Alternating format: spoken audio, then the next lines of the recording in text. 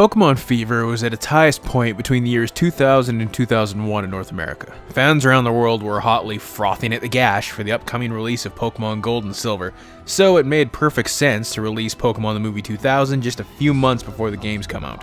While Pokemon the first movie didn't have as much marketing, at least not that I can remember, Warner Brothers pulled out all the stops with 2000. The ones I always remember fondly were the 3D cards that Burger King was giving away in kids' meals at the time. No wonder I was so fucking fat. When you went to the theater to see the movie, you were given probably the coolest promo card ever, the Ancient Mew card. I convinced my friend it was a sticker shortly after, and he ripped his apart.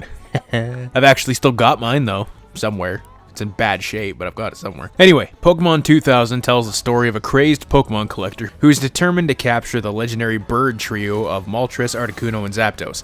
Why? So that the baddest, most gangster Pokemon of all time will arise from the ocean depths so he can catch it too. But by capturing the three birds, he causes a disruption within the ocean's current that causes the planet's weather to go batshit insane and pretty much brings about the end of the world.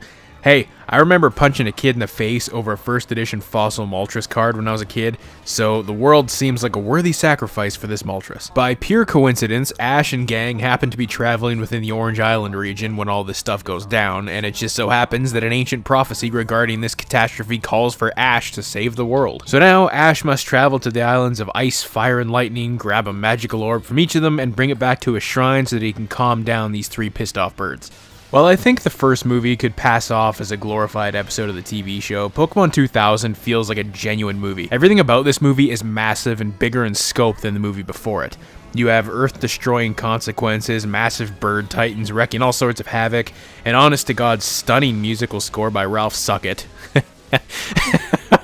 Huge wide shots, huge action scenes, it's just a much more epic experience this time around. But with all the dumb shit you can come to expect from Pokemon. Like Team Rocket once again using horribly impractical equipment like a giant oversized Magikarp sub to try and once again capture Pikachu. Like, fuck man, you'd think about how many times they've failed, they would just try to catch, I don't know, the 4 massive god birds flying around. We also get what I think is a tradition in these movies at this point, in which Ash runs at stuff. He just never learns. Since this movie came out during the Orange Island TV series, Brock isn't a part of it. He has a cameo, but instead we get Tracy, and I gotta be honest, I never liked the dude. You sure are sensitive about somebody who's not your boyfriend. He's not my boyfriend! He's a boy and he's a friend, but he's not a boyfriend!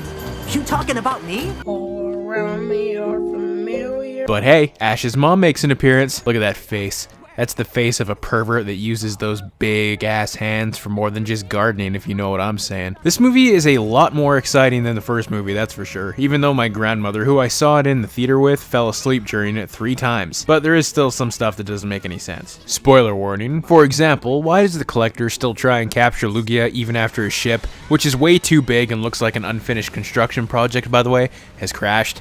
Was he fucking planning to carry Lugia on his back? Also, why is Ash concerned when Team Rocket fall off Lugia and appear to die? Are you just gonna forget the 100+ episodes of bullshit they put you through just because they decided to be good for a single moment? Also, why does Meowth's hand look like a dick and balls? Only the important questions here.